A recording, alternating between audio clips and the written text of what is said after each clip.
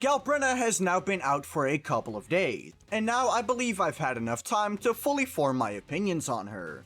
First, I'm going to discuss her performance within the Tower of Adversity, followed by her performance within Whimpering Wastes, and then finally I'll address each of the points I made in my pros and cons video to see if I was right about her or not. Starting, as always, of course, with her performance in Tower. And I don't know, I feel like I've been saying this a lot, but she is really good for Tower. Like, there's really not much I can say about this character. I've tested her in the current middle tower as well as the overdrive zone of Tower, because, well, in the current middle tower, for once in this game's lifespan, there isn't some kind of insane shield that prevents me from testing her there. So, hurrah to Kuro Games, they actually managed to give me a good neutral testing environment. And from that testing, I can conclude that, yeah, Galbrena is a really good character in Tower. There's really not that much I can say. Now sure, I guess I can talk about some of the things I've noticed, but I don't think any of the things I've noticed during my gameplay are really that big of a deal towards the character, because out of the things I've noticed, there hasn't really been anything that I have found to be, like, super relevant towards her performance. Because the two things I notice are, one, she can be interrupted quite easily when you don't dodge, but her dodge counter is one of the more powerful ones in the game. So if you have the skill to dodge the enemy, well, this isn't an issue. And then the second thing being the fact that, you know, she doesn't always have maximum stacks on her fated end, particularly in stages with multiple waves of enemies. But here's the thing, you're most likely going to have at least 2 stacks on the enemy, and when you compare 2 stacks to 4 stacks, that's only a difference of 10% damage amplification, which means it's not going to majorly impact your gameplay. So really, this is an incredibly simplistic character in Tower that is really not that noteworthy other than the fact that, well, she does a lot of damage. She's very good in the game mode. Shocker, the new DPS is strong. Is anyone surprised at this? I would talk a bit more about her teammates, but I have an entire section in my pros and cons video about this, which means I prefer to talk about it a bit later, but I guess I can give like a quick little bit of information on how I found each team to perform. First of all, Mono Fusion, there's 2 variants, one with Mortefi, one with Brant. I found the Brant one to be better in basically every scenario. Brant just does so much damage, and while Mortefi can buff, Galbrena just doesn't use a bunch of buffs, so yeah. I also played her a bit with Frolova and Shorekeeper, which, that's my personal favorite team. It's not the best one, well technically it kind of is because my Shorekeeper is unrelatable. That aside though, for those who don't have an unrelatable Shorekeeper like mine, you're gonna see that the Mono Fusion team performs better, but the Frolova team is also good. I also played a more free-to-play friendly team, being Mortefi and Verena, which, I mean, it cleared the content, but it's not really as easy as it would be with the other teams. So this is not exactly a team I recommend playing, but if you have nothing else and you really want to get your Galbrena, I guess you can do this. I would highly recommend getting the Shorekeeper though, and also Choyuan, because we actually know what his kit does. Could also get Lupa, she's on the banner right now too if you want her. So yeah, really simple character within Tower, not much I can say. And then let's move over to Whimpering Wastes. Now Whimpering Wastes is an interesting game mode because she's still performing in the game mode. But she's not performing because she's good, she's performing because she has good teammates for the game mode. If you're putting her in the same Mortefi Verena team, where you're kind of relying primarily on Galbrena, you're gonna notice that it's not gonna be super easy for her to score well. Which, yeah, I don't think she's that good of a character within the game mode. But she just has synergies with characters that happen to be good here. For example, the Mono Fusion team with Brant and Lupa.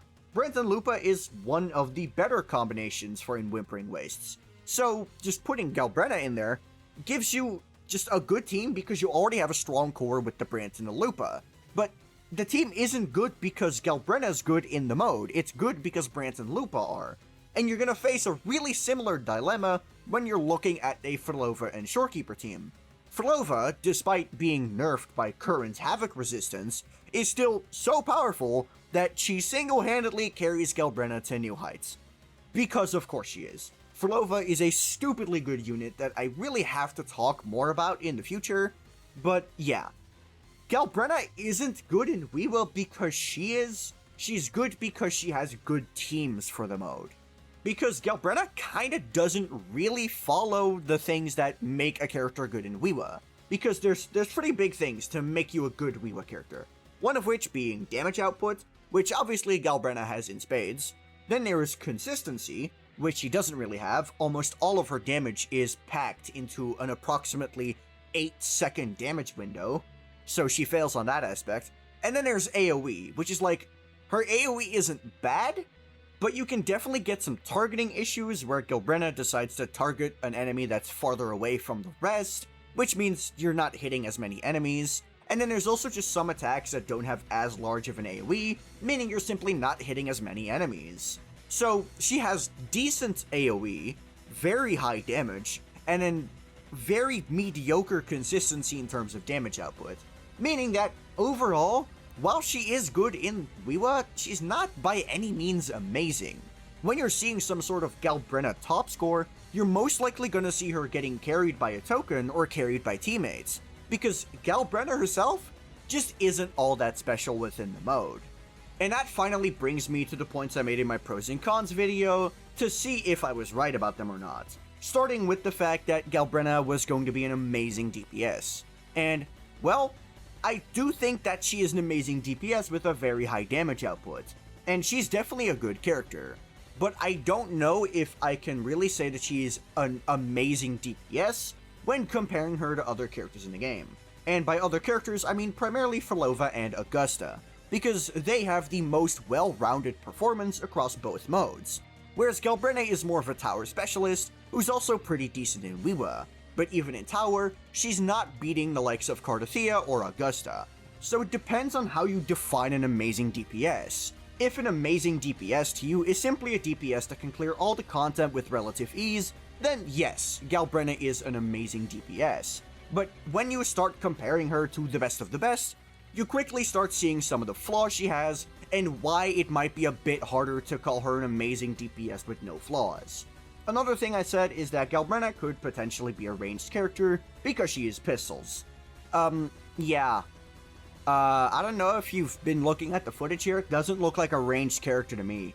I said that ranged characters had an advantage, because they were simply not in the danger zone of the enemy. Galbrena, however, does not care. She likes being in that danger zone. Well, not actually, it's just like, she keeps approaching the enemy when I don't want her to. So yeah, ranged DPS, absolutely not.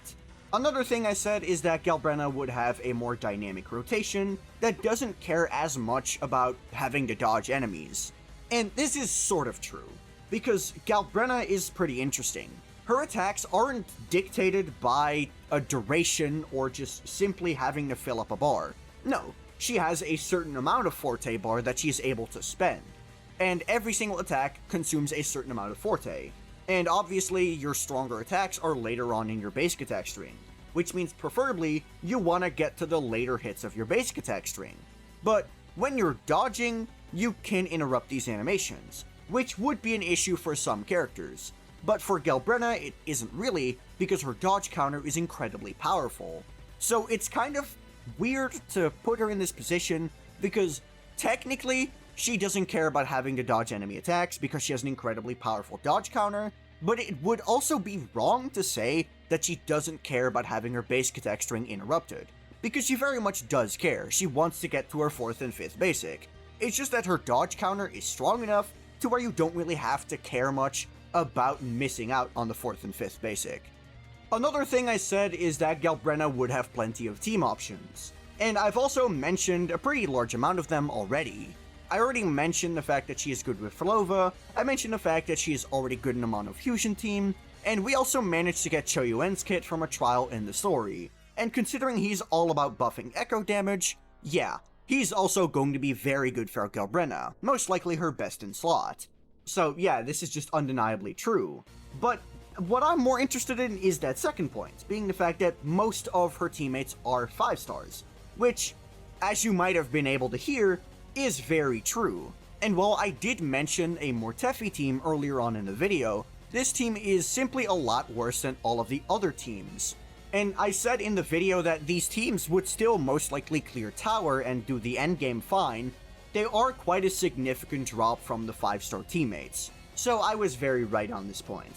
And then the last thing I said was that I thought Galbrena could potentially have mediocre AoE, which, I mean, sort of.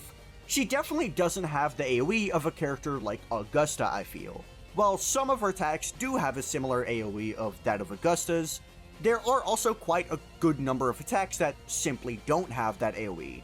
And then when you compare it to characters like Cardathea who are able to group, or oh, God forbid Frolova, I think it's fair to say that Galbrena's AoE is not as high as some other characters, but I don't think it's a major issue and inhibits her gameplay in any meaningful way. Sure, in Whimpering Waves you might miss some hits, you're still going to be hitting most of the important ones. So, technically I was right, but it didn't have as big of an impact on the gameplay.